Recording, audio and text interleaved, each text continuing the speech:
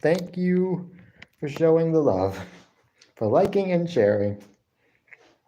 Hello, you guys. You know why I'm here. You know why I'm here. My wrestling. Thanks. Thanks, Matt. Thanks, Matt. Woo! You guys know why I'm here. Wrestling Week in Review. And this week, I have come prepared. I've come prepared.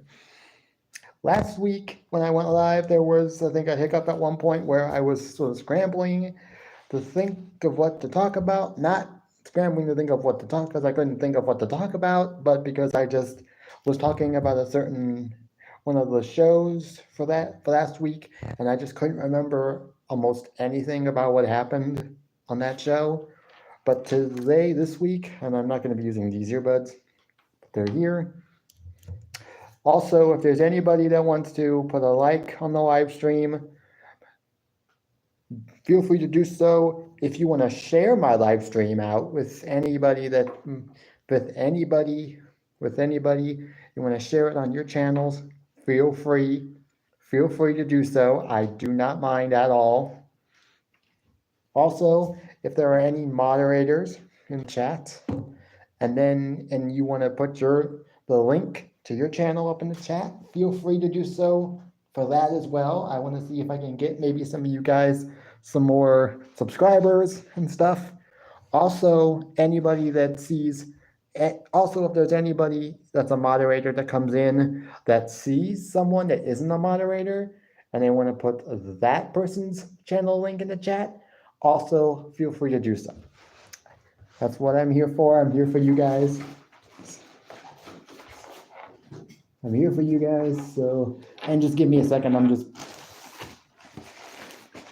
putting some stuff up that needs to be put up. Oh, hello. Hello, Roy. Or maybe it's you, I don't know exactly, but maybe it is, I don't know. I could care less at this point. But today, I actually came somewhat more prepared than I was last week. Yeah, I saw what happened. Hello, Danny. And like I just said, if you guys want to put a like on the live stream, feel free to do so. Also, if you want to maybe share out this live stream onto your channel, feel free to do so if you are able to use the community tab, because I think you have to have at least 50 subscribers to be able to use it, to be able to use the community tab option on your channel and go live. So, but I'm sure most of you guys have at least 50 subscribers by now. Also, you know what I'm drinking? Oh, whew, goodness. Almost afraid for a second it was gonna spew out. But today I am drinking Sprite Zero Sugar, lemon lime. I don't have any grape soda. I don't have any like orange sodas or any of the Powerades, so I got me a Sprite to drink. Yeah, I know. They won the race. Well, I don't know. I wouldn't be so sure about that. SmackDown, I mean, look, we got the Bloodline stuff, which is okay. Always good, but it feels like it's been the same thing over and over and over again. Like, Bloodline comes out, cuts a promo. Insert babyface comes out, also cuts a promo on the Bloodline. We get a match between either Jimmy versus said babyface, or Solo versus said babyface, and babyface wins, or Bloodline interfere. It's the same thing over and over again. Can we at least get something? Can we at least get something new? Well, of course, it's Collision. Nobody really... Yeah, I know you made a mistake. I know you didn't mean to say million because no way AEW could ever get that many million viewers.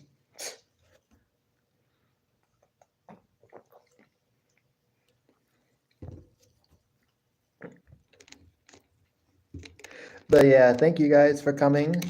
You guys know why I'm here.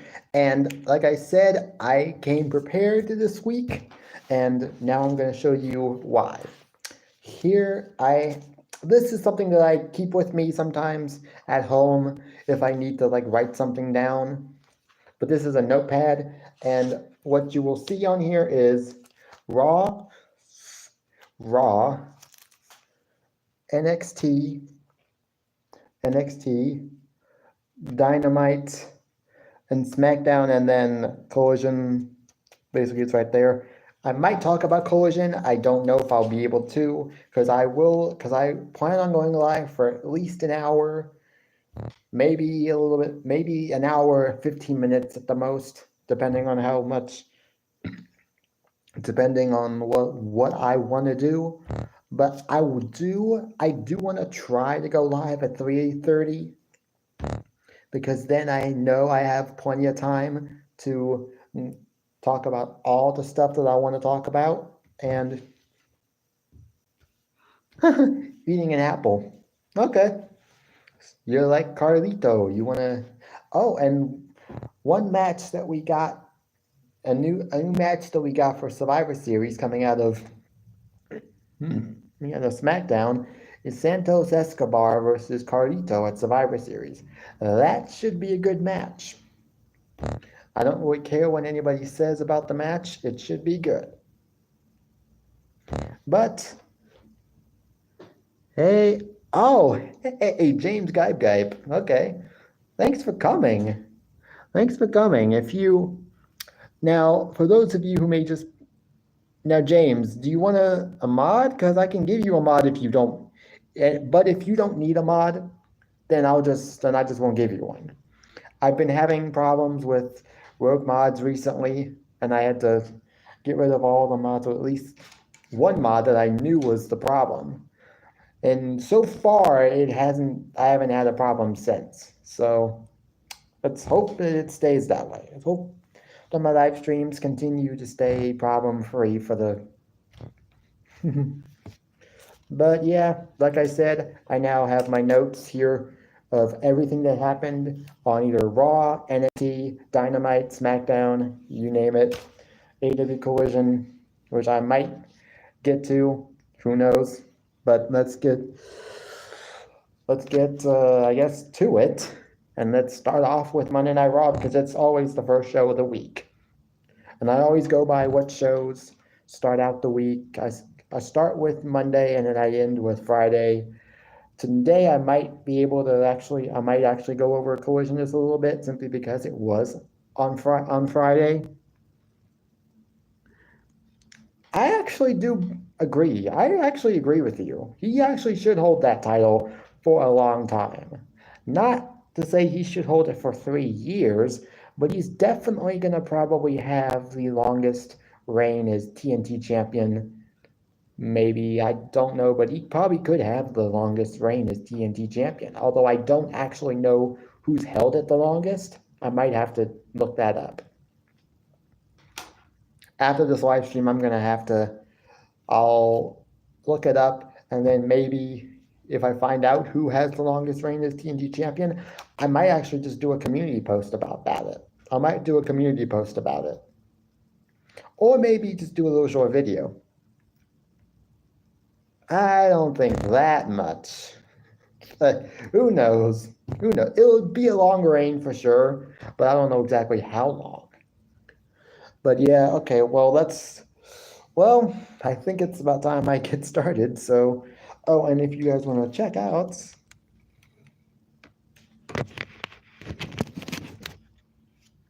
got myself a new haircut. It's not the best, but I like it. So. But hey, let's get on with it. Let's start out with Monday Night Raw. Now, since I have my notes here, I will now be able to tell you everything that happened instead of just the highlights because I want to talk about everything that happened, not just the things that I liked the best. Because let's see, the opening segment, obviously, of this whole show was obviously the babyface team for the men's. The men's was a promo by the men's Survivor Series War Games teams. First, we got the baby faces coming out. Obviously, they cut a promo. Judgment Day then cut a promo. That segued into the first match of the night, which was apparently Sami Zayn and Seth Rollins versus Sami Zayn and Seth Rollins versus Dominic Mysterio and Judgment Day and JD, not Judgment Day, but JD.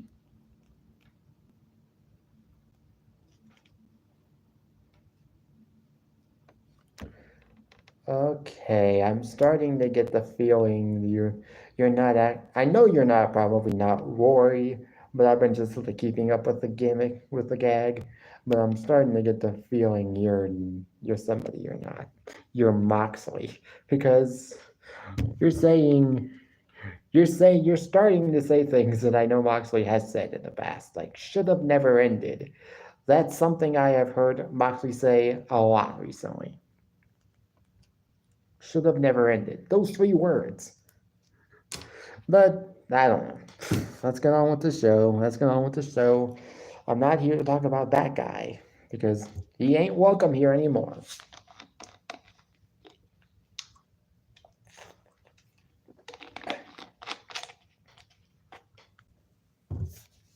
Oh, poo.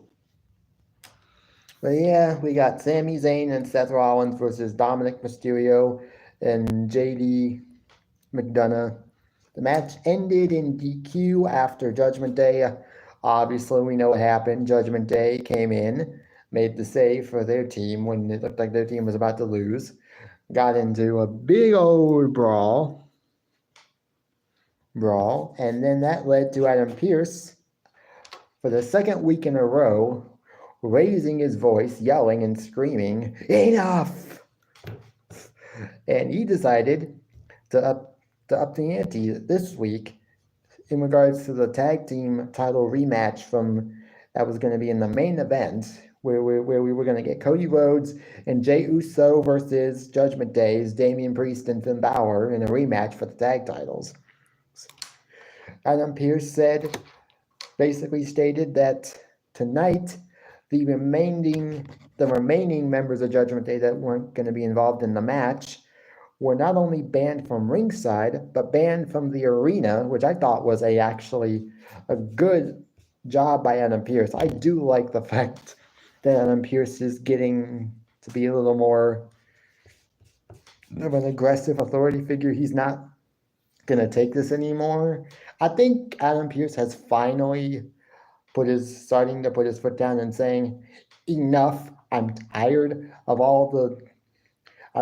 the constant Judgment Day brawls with everybody, and the constant disqualifications, and I'm tired of Judgment Day constantly getting involved in matches that they don't need to get involved in, and I'm putting my foot down and I'm taking action. I like Adam. I like that. I like that Adam Pearce is finally deciding to stand up to Judgment Day. Rhea Ripley clearly was upset about this. And then actually after that, we basically Rhea Ripley in the ring with Adam Pearce. Rhea Ripley was basically saying, you can't do this. You can't do this. Raw needs Judgment Day.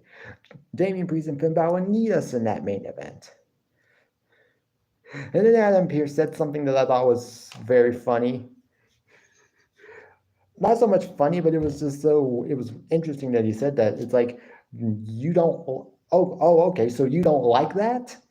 Well, frankly, my dear, I just don't give a damn. Sorry that I said that, but that's what he said. And then immediately, oh God. He literally just quoted Clark Gable from Gone with the Wind. From Gone with the Wind. That's Clark Gable. That's basically, if there is any line of dialogue from Gone with the Wind that people remember most, it's that line from Clark Gable. Frankly, my dear, I don't give a D. That's what I'll say. I'll just say that. Instead of using the whole word, I'll just say, frankly, my dear, I don't give a D. And that's what he says in the movie. And so, I thought that was interesting. And even the commentary team made mention of it. Like, Adam Pearce channeling his inner Clark Gable.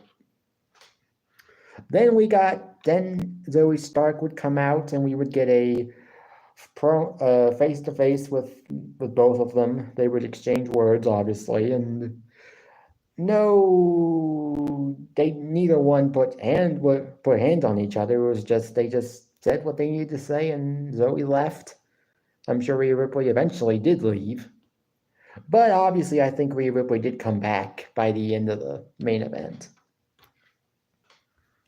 We got, another thing we got was a Shinsuke Nakamura promo. I do not know what I thought was good about this promo was not just what he was saying, but the fact that they had subtitles for it. I think that is something that they could use and probably should use more often for their talent that don't speak good English. They should, and if they speak in their foreign language, they should have subtitles on the bottom of the screen so we'll be able to know exactly what they're saying. And it was good promo. Can't remember who. I don't really know who it was directed towards.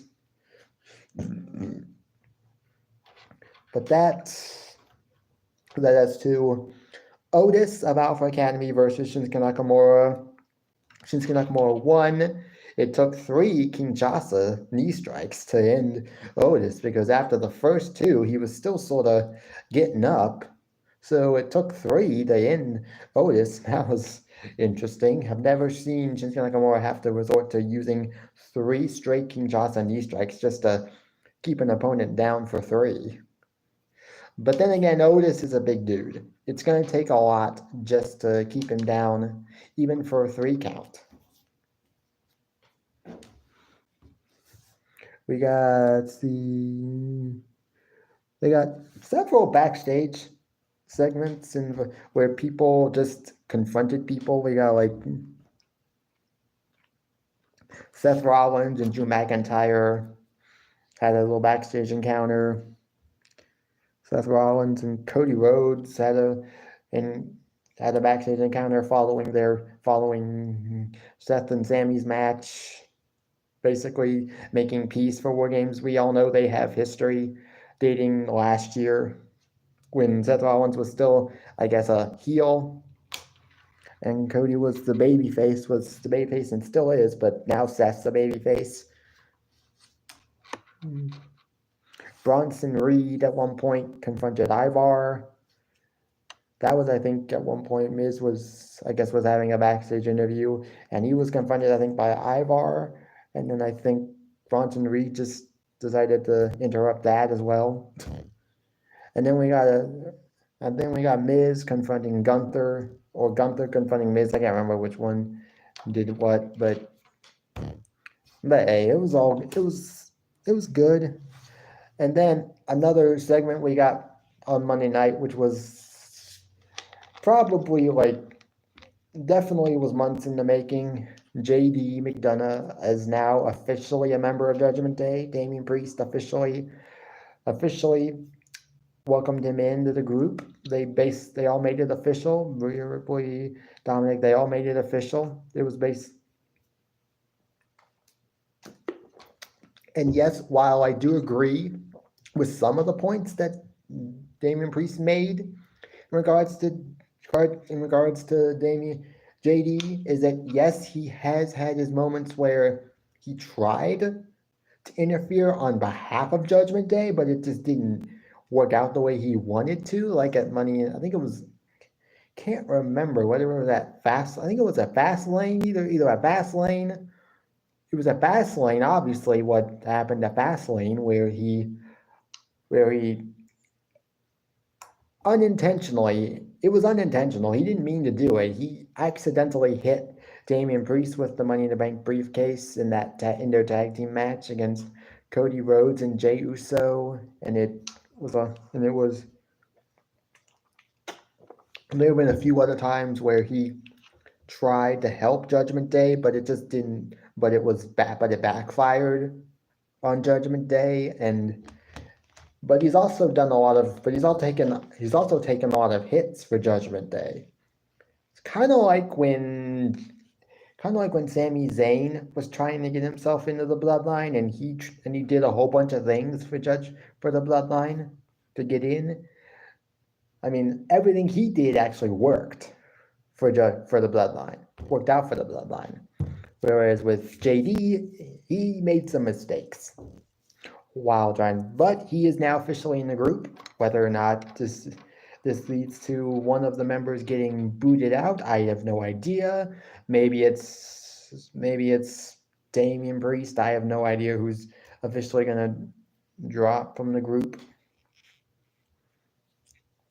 But now that there are 5 members, it's great. It's great. And now it looks like they have a 6th member. We got a match between Xia Li and Indy Hartwell. It was an okay match for what it was. I don't think it lasted very long. Xia Li, I'm pretty sure, won. We got Tegan Nox. Versus Piper Niven. I think Piper Niven won that match. I can't remember, but maybe Tegan Nox won. We got Miz versus Ivar. Miz won that match. That was actually not that bad of a match, and Miz would win. Miz would win that match. We got Tommaso Ciampa versus Ludwig Kaiser. Ludwig Kaiser would win that match. It was a good match. If I had to, out of 5, if I'd rate the match out of 5, maybe a 3.5 out of 5, because it was a pretty decent match for what both of those superstars are capable of.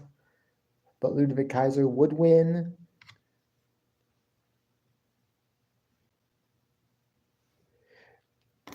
I mean, it was what it was.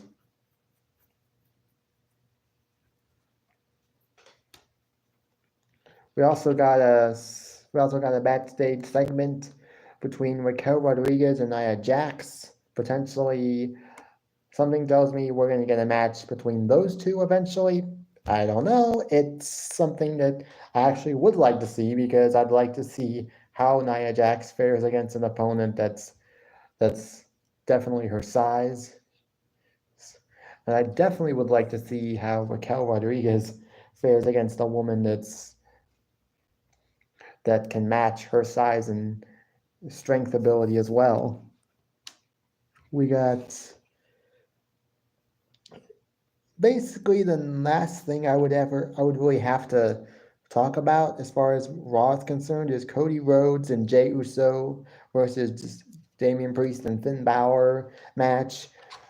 They won. Judgment Day won that match because Drew McIntyre has now officially turned heel. And I honestly, the fact that the Bloodline kept Drew from winning the Undisputed title at Clash of the Castle last year, and the fact that 3 years ago, at Survivor, and also the fact that Survivor Series 2020 was Roman Reigns versus Drew McIntyre in a champion versus champions match, and Jey Uso also cost Drew that match. So this was basically 3 years of pent-up frustration and emotion. It also was the fact that he couldn't beat Bobby Lashley. Also the fact that he couldn't beat Bobby Lashley for the title, for the WWE title, when WrestleMania 37 went back to crowd for the first time since the pandemic. And also then when he faced Big E for the title, for the WWE title at Crown Jewel 2021, he also had lost would lose that match. Then the next time you would get a title match was obviously Clash at the Castle 2022, and then most recently at Crown Jewel of this year. So every single world title match that Drew's had since that match with Roman Reigns at Survivor Series 2020, since losing the WWE Championship to Bobby Lashley, he's basically lost every match. And so I get why he's pissed off. Like he's tired of always being the nice guy now. He's now tired of being the nice guy, and he's just gonna take the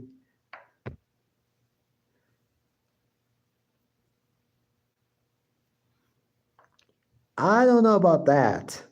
Judgment Day versus Randy Orton, Jey Uso, and Cody Rhodes. I don't know about that. What I feel about that. I think Orton will be the 5th member for the men's Survivor Series War Games match when it comes to the babyface team. Although I don't know when they're going to reveal it, whether it's going to be on Survivor Series, at the Survivor Series show itself, or whether it's going to be on the Monday Night Raw. Oh, hey Austin. Those of you who are just now coming, if there are some of you guys that are just now coming in and you want to put a like on the live stream, feel free to do so. I appreciate it. I definitely appreciate it, but it is not a requirement. Like I've said countless times, it's not a requirement, but I would appreciate it. Now, if I had to rate Monday Night Raw, the opening match, opening segment, the opening match / brawl with the Rhea Ripley versus Zoe Stark face off, and the official heel turn of Drew McIntyre, and plus the Miz versus Ivar match being okay, and the Tommaso Ciampa versus Ludwig Kaiser match being okay, being pretty decent. I'll give it a 6 out of 10, maybe just a 6 out of 10, maybe 6.5. I don't know. But yeah, I'll probably just give it a 6.5 out of 10. A 6 out of 10. Because it was good. There were some parts that maybe didn't need to happen, but it was, all in all, it was an okay show. Now to NXT.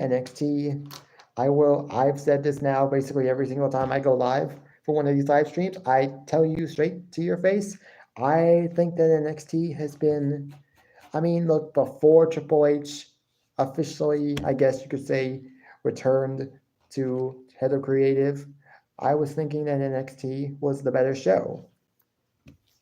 Yeah, Austin, tonight is AEW Full Gear. I won't be watching it. I can't watch AEW Full Gear. But like I've always said, there's a website I go to called Tokyo Video, and there's a guy I'm subscribed to called WWE Matches. This guy is from Spain, and he uploads WWE matches, the full matches from he uploads all of the weekly shows like Raw, NXT, and SmackDown. And also recently he's been uploading a whole bunch of old matches from Raw, SmackDown, maybe some NXT matches.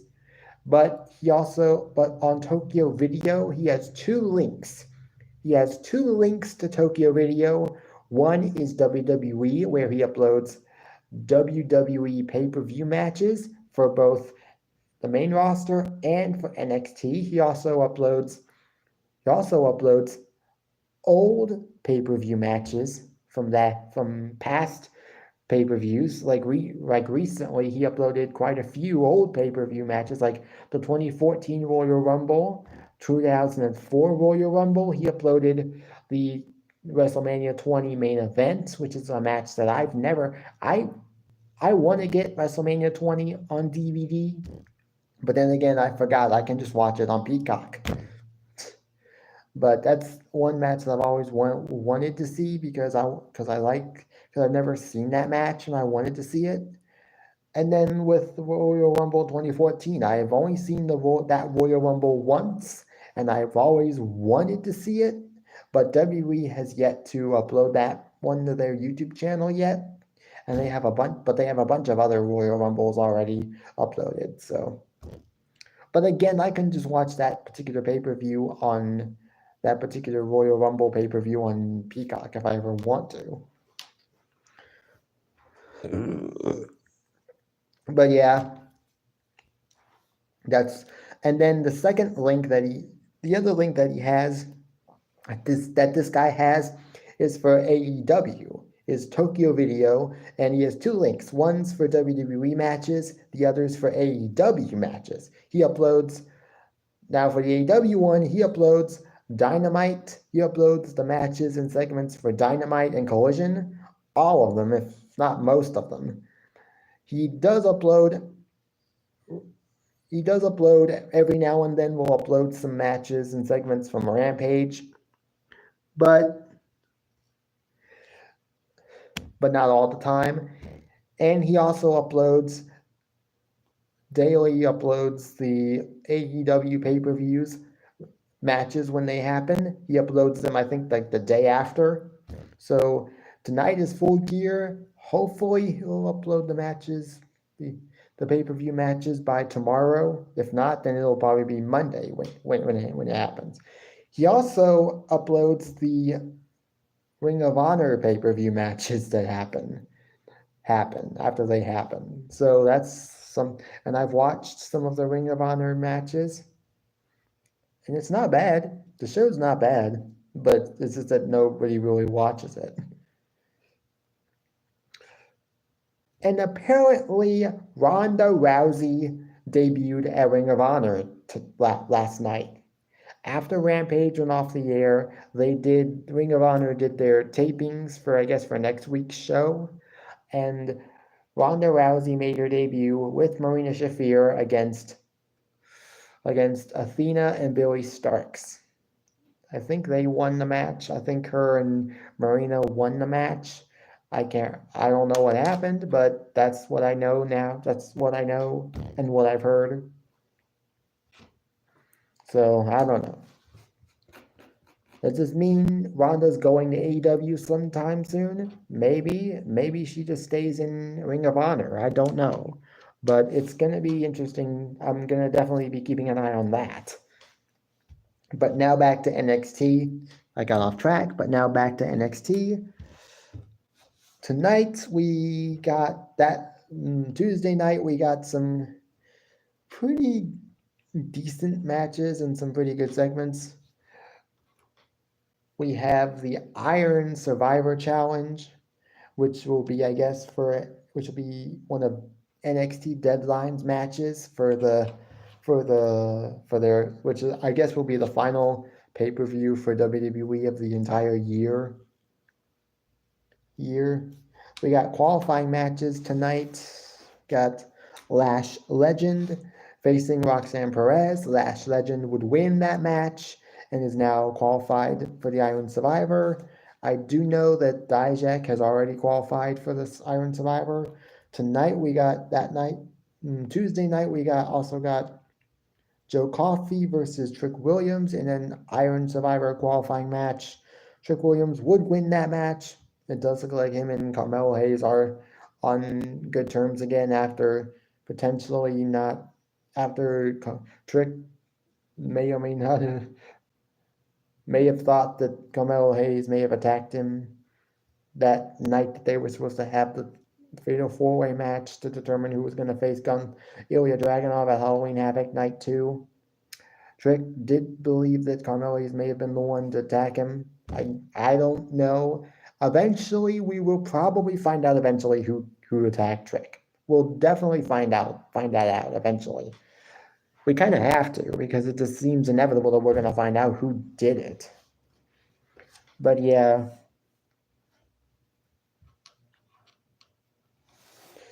We got a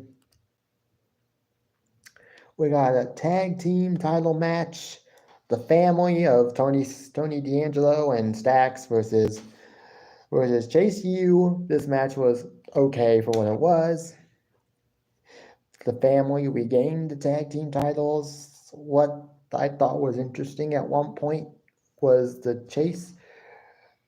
I do not exactly like Chase U. I think they're too much of a comedy gimmick. I think they need to be more of a serious gimmick. If they were more serious, maybe I would give, maybe I would. I mean, yes, okay, I will admit we do need some comedy relief, but we don't need it in that much. We don't need it that much. We don't need too much comedy, and I'm so glad that JC Jane is there to put some at least some seriousness into Chase U. But we all know what happens when Andre Chase starts doing those stomps to his opponents, like I guess chest or rib area. He starts like doing the CHASEU. What does that spell? Chase U. And usually the student section is doing it with him, but that night in particular, the student section all started leaving in the middle of that. I'm like, what's going on here? The Chase U student section is leaving during an Andre Chase match, during a Chase U match. That's interesting. I can't wait to see where this leads. Also, I can't wait to see what Chase U is actually being investigated for, because apparently they're being investigated by the family, I guess.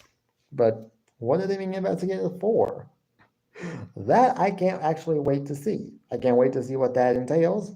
I do believe JC Jane's involvement with Chase U might come to an end eventually, because I feel like if she keeps trying to insert her influence over Chase U might eventually just lose his temper and just say, JC Jane, you're out. I don't want you anywhere near my students anymore. I don't want you anywhere near Thea anymore.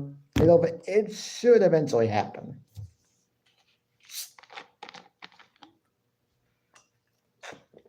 We got Alpha Academy on NXT this week. We got Alpha Academy on Supernova Sessions, which I guess is Noam Dar's, I guess, talk shows segment for NXT. I guess they need one now that Grayson Waller's on the main roster. They kind of need a new talk show segment, and I guess that's it. Although I think Grayson Waller Effect is a much better talk show. Better than Miz TV. Ugh. But yeah, and apparently Chad Gable will challenge Noam Dar for the Heritage Cup Championship. I think it's for next week. This upcoming Tuesday episode of NXT. I don't know for sure, but that should be a good match because Chad Gable is great. He can do just about anything at this point. And I'd be interested to see how Noam Dar fares against Chad Gable, against an actual opponent that's as good as Chad Gable. We got a backstage segment with Braun Breaker and Dijak. From my knowledge, I do not think they have faced each other before, at least not since Dijak came back to NXT. I do not believe he's come back. Since Dijak came back, I do not believe that they faced off against each other one-on-one in the ring. So that should be a very good match. If it eventually does happen, that should be a good matchup of just two big bulls just going at it, just wanting to, I guess, prove who's the bigger badass. I guess Braun Breaker's still, I guess, thinking that he's the biggest badass in AEW, in WWE, in NXT, and he just wants to keep proving it. We got Now, there was one segment on this week's NXT that I thought was actually a very decent segment and I thought was pretty interesting and cool. And that was a segment involving Lyra Valkyria and Xia Li, who I guess next week, this upcoming Tuesday, they'll be going head to head for the NXT Women's Championship. I don't think Lyra's losing the title so soon. I do believe that Lyra will win, but this segment was pretty cool. It was apparently it was a Warriors tea ceremony. Xia Li explained what it was. She said that this was something that her ancestors would do to honor their, I guess, opponent, or if I guess it's a Chinese tradition when two people are about to face each other in combat, they have a warrior tea ceremony to show respect for their opponent. And it was actually pretty interesting, and I kind of liked it.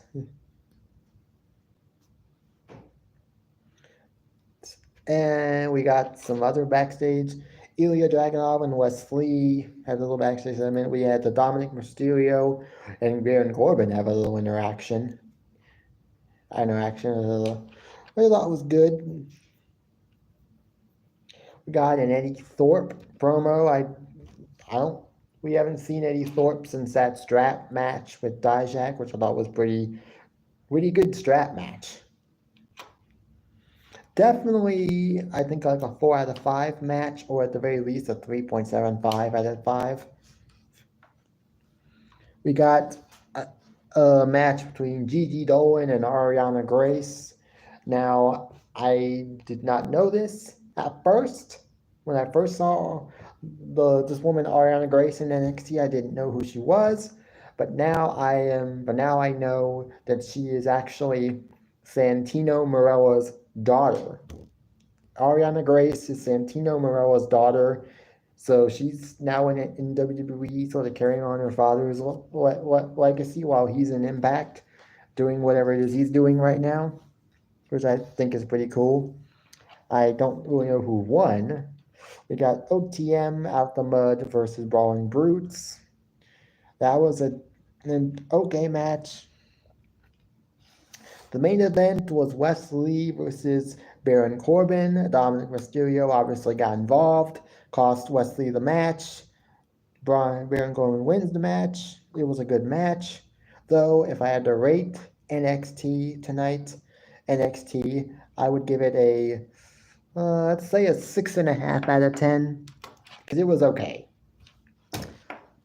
And now on to Dynamite, which is on Wednesday nights. We got the opener was OC, Orange Cassidy, and Hook versus Jon Moxley and Wheeler Yuta of the Blackpool Combat Club. I'm a fan of the Blackpool Combat Club. I'm not so much a fan of Orange Cassidy, as I feel like he's too much of a joke. Although I do like Hook. I don't know why he associating with Orange Cassidy, but let's move on. BCC won, obviously, which they should have. And then Jon Moxley basically cut a promo on Orange Cassidy, sort of hyping up their match tonight for the International Championship. I do believe Jon Moxley will win, although I'm not sure. I'm not 100% sure on that. More like 85/90% sure. But still, that's more than halfway sure. So I do believe Jon Moxley will win. He's got the international title back.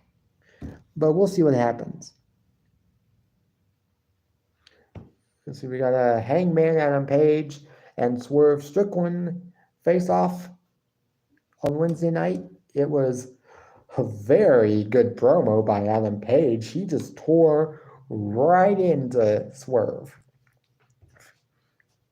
And I thought that was like, well, may have been the best promo that I think any superstar has done in quite some time on Dynamite, easily. Now, there's an account I follow on Instagram, on my Instagram account, called Wrestle Republic. They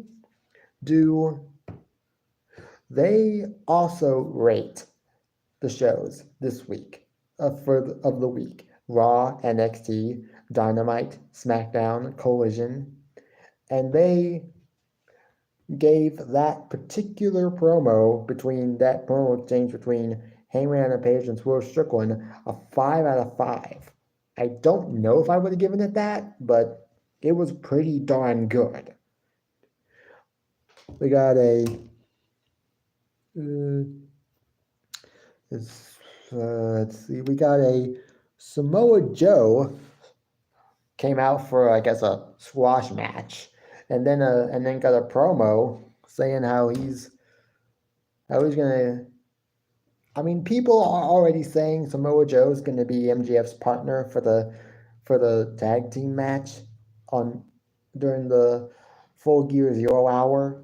I could definitely see that happening, and it's probably gonna happen. The only question is, will Samoa Joe be a good tag team partner, and will he actually carry MJF and actually try to help MJF retain those tag team titles, or will he just let MJF hang out to dry? Because I know he still wants a shot at the AEW World Championship. So there's that dilemma. We got a match between Red Velvet and Sky Blue. This match had the added stipulation of whoever wins the match will get added to the TBS Championship Triple Threat match that will also be taking place at Full Gear tonight. Julia Hart is also involved in that match, along with champion Chris Statlander. And Sky Blue versus Red Velvet. Sky Blue would win the match. She's now in the match. She will more than likely lose. I don't think it's going to probably come down between either Julia Hart or Chris Statlander in terms of who I think will win. And I don't know if Julia Hart wins, but I've been starting to like her a lot recently. Ever since she departed from the Varsity Blondes and decided to join up with House of Black, I think she's just gotten so much better. And that's basically all I have to say. We got a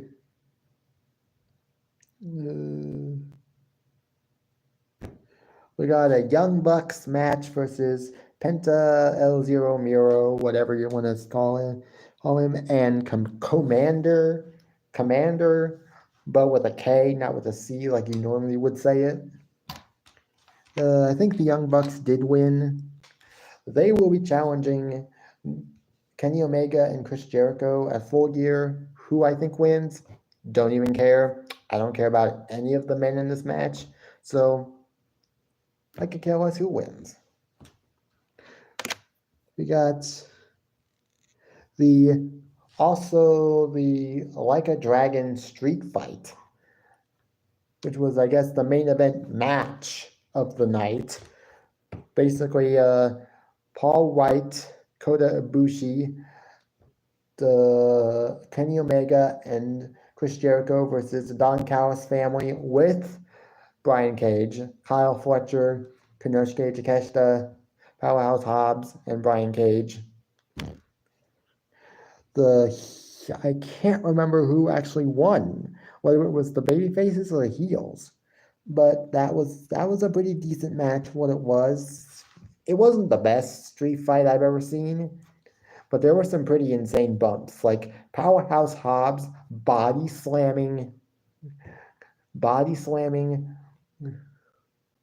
can't remember if it was like a body slam or a power bomb or something onto the hood of a limo, onto the top of a limo.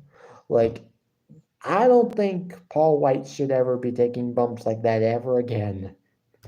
He's getting old, and I just don't think it's good on his body to be taking those type of bumps. And then the main event segment of the show was an MJF promo. Talked up his match with Jay White and his tag team match he'll have a Full Gear tonight. Bullet Club Gold, I think, got involved in the match, started beating him up, as always. And Also, another thing that happened coming out of Dynamite was the announcement that Kota Ibushi, who was in that Dragon Street fight, he is now officially All Elite. He is a good friend of Kenny Omega, so I guess that is one reason why he got signed.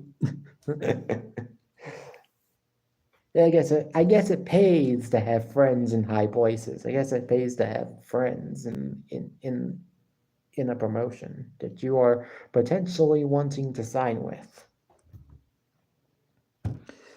Well, that was AEW Dynamite. If I had to actually rate AEW Dynamite, I would actually give it a 6 out of 10. It wasn't as good as NXT, and it was about as good as Raw was. Nothing special. Good, but nothing like special. Except for the Swerve Strickland and Hangman on a Page face off. That was obviously the best part of the show. But hey, it is what it was. It was what it was. And now on to SmackDown. And yes, while I am able to watch SmackDown every Friday night, I still wanted to sort of jot down most of what happened in case I did forget. So we got a Damage Control opening segment where Damage Control basically talked for a bit. They basically confirmed that Damage Control will be in War Games alongside facing off against Bianca's team.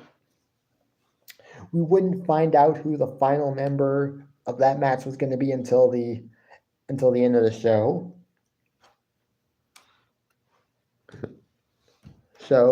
And then Dakota Kai at one point said something that made Bayley sort of look worried, and that there is one person among this group of five that isn't actually in Damage Control. And then she said Asuka, because we haven't officially brought her into the group, but you could tell with the look on Bayley's face, she was worried that Dakota Kai was talking about her. So I think it's safe to say that Bayley's days in Damage Control are numbered. Whether she comes out of this a babyface or a heel, I don't know. Maybe they're going to try and repackage her as a babyface again. Now that I know what happened her first run as a babyface, and that This Is Your Life segment, and how the segment she had with Alexa Bliss, This Is Your Life segment, that basically killed her momentum as a babyface. From what I saw after that, nobody took her seriously anymore as a babyface. They didn't want to take her seriously anymore. And who would? That segment from 2017 basically killed any chance Bayley had of getting over as a credible babyface and as a strong babyface. They were only going to see her as just a loser, and I think she needed to turn heel, and I'm glad she did, because when she did turn heel, it was some of the best work of her career. She had basically the longest reign as SmackDown Women's Champion. She and Sasha Banks basically ran WWE like it was their personal playground or something. And it was some of the best. And they, along with Asuka, Kairi Sane, and Drew McIntyre, and maybe a few others like Seth Rollins, they basically carried WWE through that pandemic era, through that pandemic / performance center / Thunderdome era, and it was great.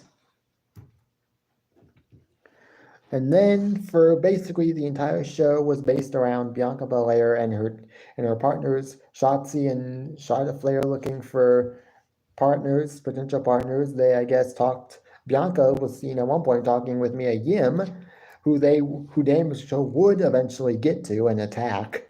They would also attack Zelina Vega later on in the show, basically eliminating them as possible contenders for being Bianca and company's teammate. We got Santos Escobar cutting a promo, pretty much explaining why he attacked Rey Mysterio and all that stuff. It was great. It was really good. Maybe it wasn't quite as good as the Hangman Adam Page versus Swerve Strickland promo face-off from Dynamite, but it was still very good.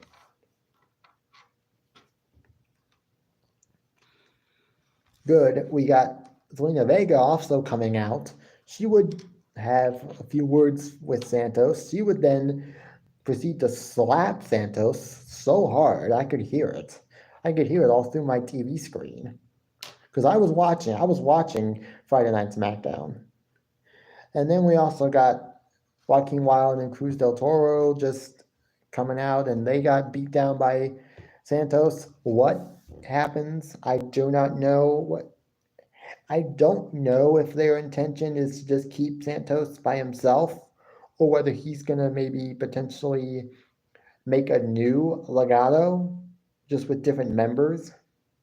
Because I know that Los Lotharios of Angel Garza and Humberto Carrillo are still in NXT. I know Elektra Lopez, who was a part of the original Legado, she's still down in NXT with Lola Vice, but they could still bring her up. Just keep Lola Vice on WWE on NXT for a while, just to give her time to grow, which is what NXT is for. But I feel like they could bring Elektra Lopez up, could bring Humberto Carrillo and Angel Garza up, and they could form the new Legado del Fantasma and just keep Zelina and Cruz and Joaquin with Rey along with Carlito, and potentially I don't know. I mean, maybe Dragon Lee gets involved in this somehow. I don't know, but I mean, where would Cruz and Joaquin fit into this if it's just like Carlito, Rey, and Dragon Lee? I don't know. Maybe they can go on and do their own thing in the tag team division while they let Santos and Rey sort of do their own thing, do their thing, which is probably going to happen. Who knows? But also,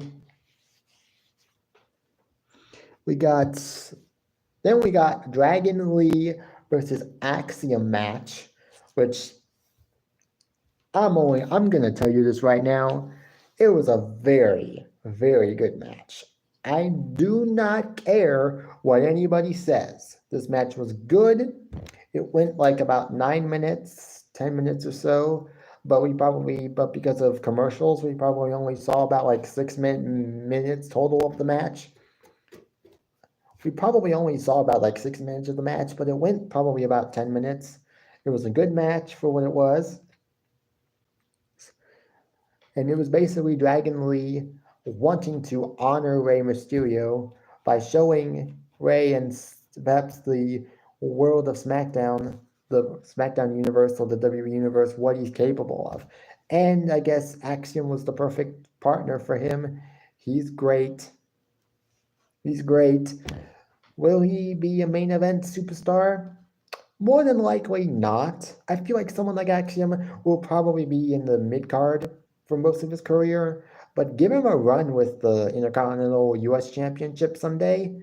That would be good. Give him maybe a chance.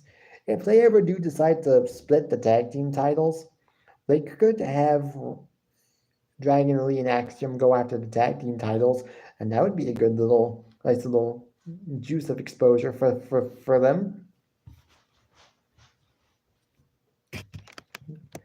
Then we got Grayson Waller versus Cameron Grimes. That match was basically 3 minutes, did absolutely nothing but give Grayson Waller a much needed win, I guess, in WWE's mind. I guess WWE felt like Grayson Waller needed a win tonight, so needed a match tonight, and he needed to win it, so they gave him Cameron Grimes, and there wasn't that many superstars on the main roster right now on SmackDown that aren't really being used that much. I mean, it's good that Cameron Grimes is getting on TV because I like him, but I think they're just making him lose way too much. and I know you can't just, and I know not every superstar can get a win every single time I feel like with Grayson Waller and Austin Theory, they can lose a few matches and it won't really affect their booking really at all. Because they're such good heels that they will just brush it off and act like it never happened. And just act like that loss never happened and like that match was never. And they'll probably say, like, oh, that match wasn't sanctioned anyway, so it doesn't matter. It doesn't count. It doesn't count. They would say that. They would say something similar to that. We got. Obviously, like, we got Damage Control attacking Mia Yim and Zelina Vega. We also got a triple threat match to determine who was going to be facing the Judgment Days, Finn Balor and Damian Priest, next week on SmackDown. Brawling Brutes versus Pretty Deadly versus Street Profits. This was a good match, about 10 minutes long, although we would probably only see like we would probably only see like 6 minutes of the match due to commercials, obviously. For those who watch it on TV and weren't there like live to watch it. We also, Street Profits would win, so they are facing the Judgment Day on Monday Night Raw. I don't know what I feel about this match because it's two heel teams going up against. It's two heel teams, but hey, it's a good match. It'll be the go home show. It'll be the go home SmackDown before Survivor Series, so it should be good. So expect the babyface team to be there at some point. The main event match was LA Knight versus Jimmy Uso. LA Knight won. Obviously, like I said before, LA Knight won. Jimmy Uso, Solo Sikoa would come out, beat down on LA Knight. Cody Rhodes would come out of nowhere for some reason and help out LA Knight. I don't know where that's going. We also got Solo Sikoa returning in a promo by Paul Heyman where he basically says that John Cena will never come back to WWE ever again, and if he does, obviously he's going to want to come after Solo Sikoa, but it's not going to happen. And then obviously in the main event segment was Bayley and Damage Control basically saying that Bianca and them don't have a partner. They've taken out everybody on the SmackDown roster who could potentially be a partner, and sucks to be them because the partner they would eventually get is Becky Lynch. She's a Raw superstar. Obviously, Damage Control could not have anticipated that Charlotte Flair and Bianca Belair and Shotzi would bring in someone from a totally different brand. I mean, I guess this makes sense way more than just Cody Rhodes coming out of nowhere to help LA Knight.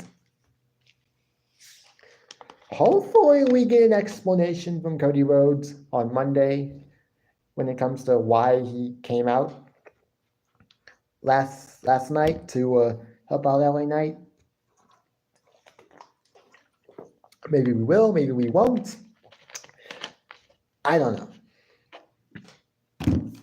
But hey, it is what it is. If I had to rate Friday Night SmackDown, it was okay. So I guess I'd give it like a 6 out of 10. Now I did say I might go live until like 1 hour and 15 minute mark. So I do have some time to talk about Collision, and I will. We got, I think what the opening segment was a Christian Cage promo. I don't know how you guys feel about Christian Cage, but I'm actually starting to like him. I'm starting to like this gimmick. Do I think he's going to have a great run as TNT champion? Yes. How long do I think he's going to have the TNT title? I don't know exactly, but it's going to be a long reign for sure. Just exactly how many days? Can't tell you. We got Daniel Garcia versus Miro. Miro wins, I think, in not that much time. We got a House of Black squash match. Oh, hey, Almighty Vin. Thanks for coming. Any of you guys, if there are any of you guys out there watching that have just now come into the live stream and you want to put a like on the live stream, feel free to do so. It is not a requirement, but I would appreciate it. And if you want to share the live stream to your own channels, feel free to do that as well. I basically say that to everybody that I see that comes in that I think is just now coming into the live stream. So thank you guys. Thank you guys. We got a fatal four-way match last night on Collision between Trent Beretta of Best Friends, Penta El Zero Miro versus Brian Cage versus Commander. Hey, I did. I cut off most of it. I shaved off most of it, and I just kept this little, I guess you could say, soul patch right here. I like it. I like it. Come on, man.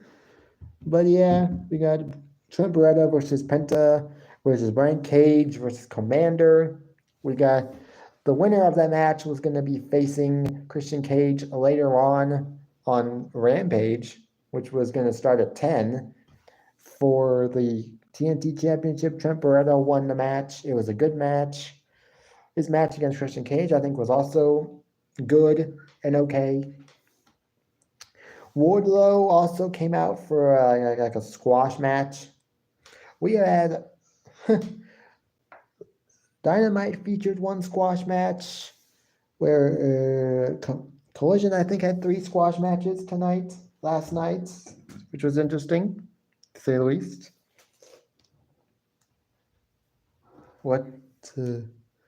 I mean, I won't know if Daniel Garcia versus Miro was actually a squash match, but I don't know.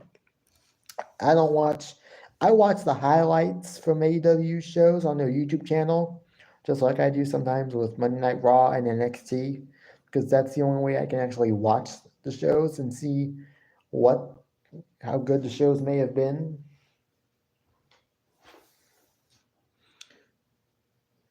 But we got 2 singles matches also. We got Roosh versus Dax Harwood of FTR. That match was, from what I know, from what I saw, it was a pretty decent match. Pretty good, actually. Oh, hey, Matt. Hey, Matt. We got a match. Like I said, Wardlow then came out, had a squash match. Ugh. It just was what it was. I like Wardlow, and I think they are starting to build him up, maybe. I do believe he might be going after MJF soon, because they've been teasing it, basically, with Wardlow at one point on Dynamite just coming up to MJF and just like telling him, "You took away everything from me, and now I'm going to take everything away from you." And I do believe they're going to have him, because they even had a video package for Wardlow recently. It was on the more recent Dynamites or Collisions, where it basically, he talks about how MJF took everything from him. And now he's coming for MJF's AEW World title. Also, if there's anybody that just now came in, like I said before, if you want to put a like on the live stream, feel free to do so. Also, if you want to share the live stream out to your channels, feel free to do that as well. It is never a requirement, but I would appreciate it. Now, Danny, I don't know if you're still here, but I would like to get to 10 likes before the live stream ends. So, Danny, I don't know if you're still here, but maybe you and those magical accounts can maybe...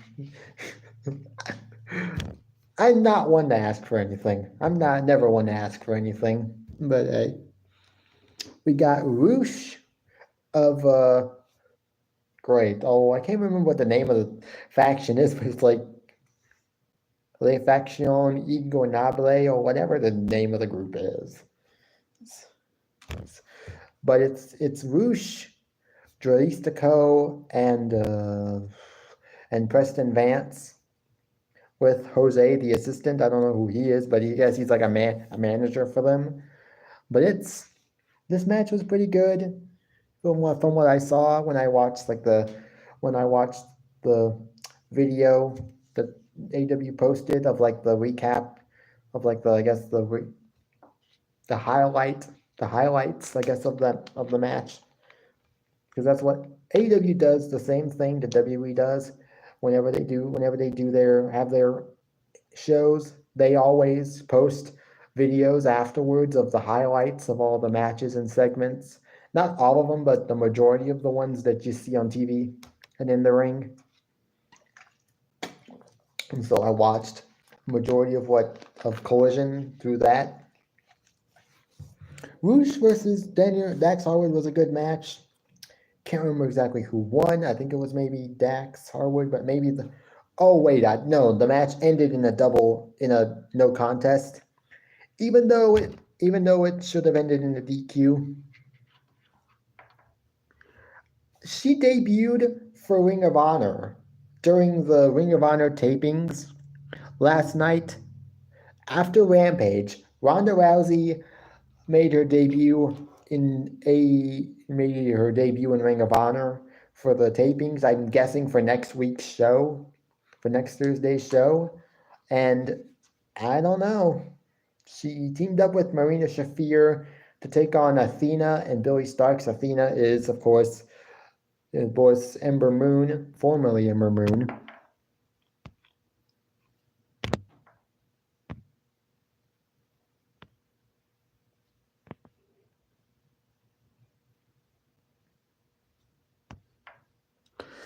But hey, it was whether she goes over to AEW eventually, I don't know. I don't even know who's going to be AEW's mystery superstar signing a contract for Full Gear tonight. Apparently, we're supposed to get someone inking a new AEW contract tonight at Full Gear, which I still do not know who that is. I'm sure we'll find out on the show, but we'll see. We got Buddy Matthews of the House of Black versus Wheeler Yuta of the Blackpool Combat Club. That was also a good match. Buddy Matthews actually won that match. And I was kind of torn when I saw that match, because I was like, I don't know if it's Goldberg. It could be. There's a ton of names that are going around, like Dolph Ziggler, Mercedes Moné, Will Ospreay, now Goldberg potentially, and even, I mean, wouldn't it be something if it was actually Ronda Rousey? Wouldn't it be something if it was actually Ronda Rousey? I don't know. I think Ronda Rousey should stay in Ring of Honor for a while. Have it be like Ronda Rousey's going to basically like the NXT of AEW, and just have her be on Ring of Honor for a while. And if she does show herself that she's definitely gotten better since her last run in WWE ended, then I'd say move her up to AEW. But I don't know how good Ronda Rousey's going to be. If this is just a one-off appearance, who knows? I don't know. We'll definitely find out more in the coming days and weeks and months.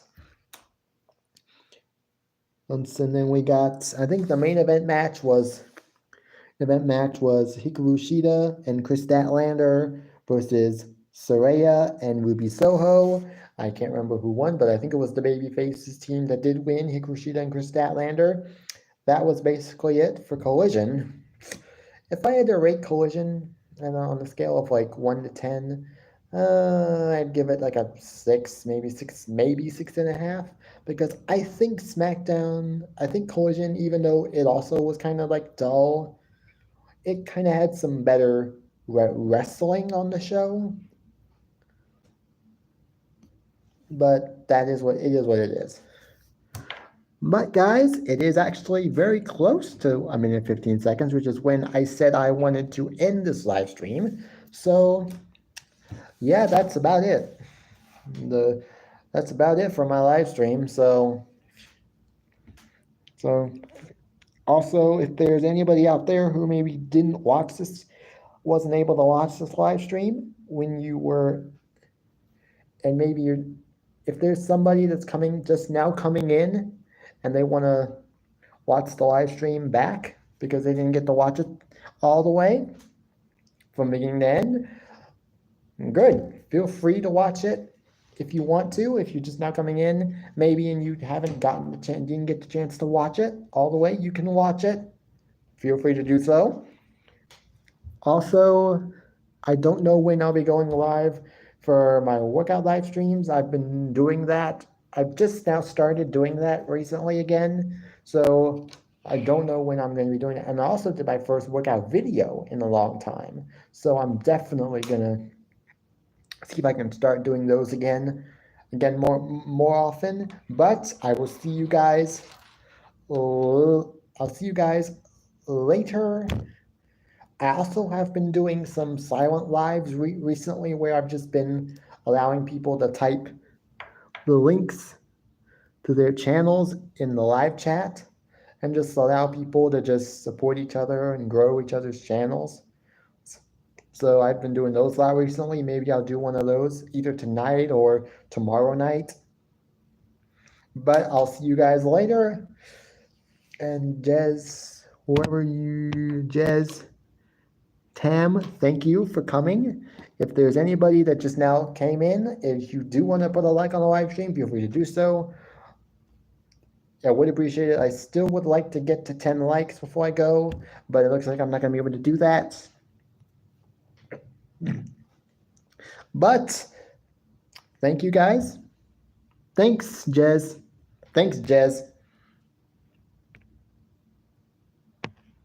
Also, I'm gonna, actually, no, not right now.